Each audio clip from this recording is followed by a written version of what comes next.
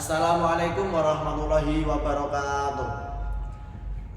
Halo teman-teman, selamat datang di OSPN OSIS Sunniyah Podcast Network. Nah, tempat untuk bersantai, bercerita, dan tentu saja berbagi inspirasi ya. Sekarang kita mau mengobrol bersama narasumber yang sangat spesial tentunya. Nah, mari kita sambut Mas Kurniawan dari kelas 12 Agama 1. Bagaimana kabarnya Mas Kurniawan? Baik. Oke, alhamdulillah baik. Nah, ini narasumber yang kedua, nggak kalah spesial dari Mas Kurniawan, yaitu Mas Muhammad Faza Binas Rilahrianto dari kelas 11 IPS 3. Halo, apa kabar? Dari Belanda. Dari Belanda tentunya. Mas Kurniawan dulu pernah menjabat menjadi ketua OSIS ya Mas ya? Pernah. Itu kemarin tahun masa bakti 2023-2024 ya, 1 tahun yang lalu lah. 1 tahun yang lalu ya. Ya. Nah, itu saya baru masuk. Ya, tahu. Nah, momen apa yang paling berkesan dan paling dikenang dari Mas Kur masa saat menjabat menjadi ketua OSIS dulu? Rencana saya itu kan pas mau masuk OSIS di kelas 10 itu pengennya itu gimana ya, kayak lanjutin apa yang sebelumnya sudah dikerjakan gitu. Pengennya itu memperbarui, meningkatkan lagi itu skillnya. Jadi ya awal-awal gitu saya ikut seleksi. Nah, ikut seleksinya itu enggak seleksi anggota. Pertama itu langsung jadi calon wakil ketua OSIS gitu. Karena kan tuntutan dari kelas mintanya gitu. Ya udah saya turutin, saya ikut seleksi beberapa namanya itu kayak beberapa tahapan sudah saya lewati. Kemudian saya itu keterima jadi calon wakil ketua itu ya, keterima itu jadi calon wakil. Nah, setelah itu kan tahapannya kan kayak kampanye lah, debat atau apa gitulah. Nah, itu sudah dilewati. Kemudian ya pas coblosan itu ternyata nggak kepilih gitu. Ada pertanyaan buat Mas Faza. Ya, gimana Mas? Gimana sih Mas, kok Anda bisa ingin ikut menjadi ketua OSIS? Ada rasa saya yang pantas atau gimana, itu bisa diceritakan? Seperti excited gitu. Ya, excited ya. Dulu itu mau habis akhir jabatan wakil ketua OSIS ya. Saya masih bingung Mas, antara keluar dari OSIS apa lanjut. Kalau lanjut itu bayangan saya itu ke pengurus biasa aja, Anggota biasa ya, enggak jadi pemikiran jadi ketua OSIS Mas. Nah, kenapa enggak kepikiran? Belum. Padahal enak loh, jadi ketua OSIS itu enak banget. Iya, cuma Beneran. tanda tangan ya Mas ya. Ya, tanda tangan. Terus ngatur Itu ya. teman-teman itu kan enak loh. Belum saya itu Mas, belum pikiran sekali. Ya. Terus dapat masukan dari pembina ya, suruh masuk OSIS lagi dan ngisi formulir ke calon ketua OSIS. Ketua OSIS itu ya. Iya. Disuruh ngisi formulir itu sambil dredeg Mas. Ini bisa apa enggak ya? Iya. Gini kan gitu. Bisa enggak ya, atau bisa ngelanjutin Mas Kurniawan enggak ya? Apa enggak usah aja ya, enggak jadi aja ya? Bilang ke pembina. Tapi ya saya berpikir-pikir dulu. Alasanku untuk masuk ke ketua OSIS itu, menjadi ketua OSIS itu lebih menantang gitu Mas. Menantangnya gimana ya? Menantang itu seperti deadline waktu juga, sama mengatur suatu organisasi. Itu menurut saya ya sangat menantang. Berat lah. Dia gak berat, cuma menantang aja.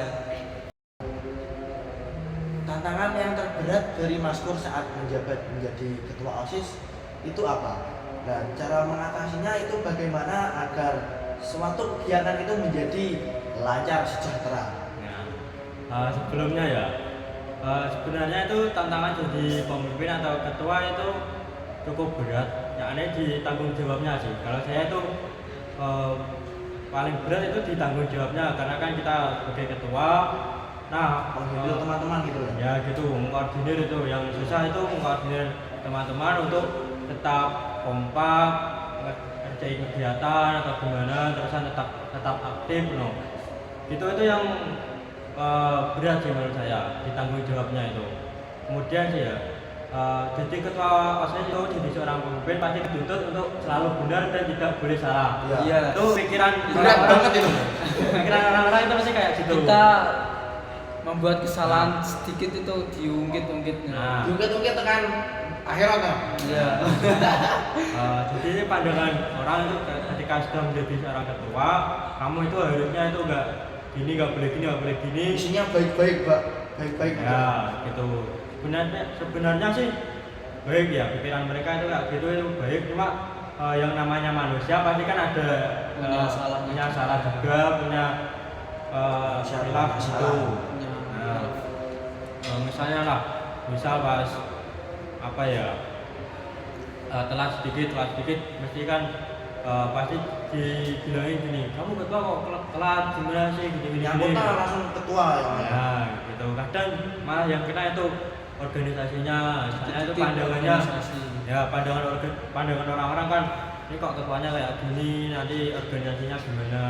Nah, untuk menjaga kayak perilaku, sikap dan yang lain sebagainya itu berat sih menurut saya itu adalah tantangan tersendiri gitu. Agak berat juga itu kan, menjaga agar diri kita itu tidak terjerumus pada hal-hal yang sekiranya bisa mencoreng nama baik organisasi. Nah, istilahnya menjaga nama baik. Menjaga nama baik. Nah, itu tantangan yang cukup berat. Nah, untuk mengatasinya sih sebenarnya nggak perlu nurutin omongan orang-orang sih, harus gini nggak perlu, cukup jadi diri sendiri asalkan itu baik dan tidak melanggar syariat atau tidak melanggar norma-norma yang ada, itu sebenarnya ya Nggak usah didengarkan ya. nggak apa gitu. Stoikisme. Nah, terus ya yang menjadi tantangan juga itu yaitu pas mengkoordinir teman-teman gitu. Mengkoordinir teman-teman kan waktu itu juga pas waktu masa jabatan saya itu ada beberapa teman-teman saya yang kurang aktif gitu. Nah, kurang aktif, ada yang benar-benar gak aktif. Itu tuh untuk mengembalikan mereka menjadi aktif lagi itu agak sulit gitu. Ada yang karena bosan lah, capek lah, gimana itu. Dan perkara lain itu ya. Ya, untuk mengembalikan hal tersebut itu cukup sulit bagi saya itu. Apa ya? Akhirnya menemukan bagaimana caranya. Ya itu kan gimana ya, dulu itu ngatasinya sih cuma bilangin pelan-pelan, ngajak ngobrol, komunikasiin baik-baik gitu, terus memotivasi sedikit demi sedikit. Kalau pada akhirnya mereka tetap nggak bisa, ya dari saya sih langsung sampai pembina, biar pembina yang ngasih tahu. Ternyata pas dikasih tahu bina, dimotivasi, tetap orangnya itu enggak apa ya, enggak termotivasi itu. Berarti Mungkin itu karena orangnya ya? masuk telinga kanan, keluar telinga kiri Mas. Ya, Ditinggal gitu ya. ya kayak gitulah. Cuma ya saya enggak apa ya, negatif thinking, mungkin ada hal-hal yang memang membuat dia itu sulit untuk menerima akses lagi itu.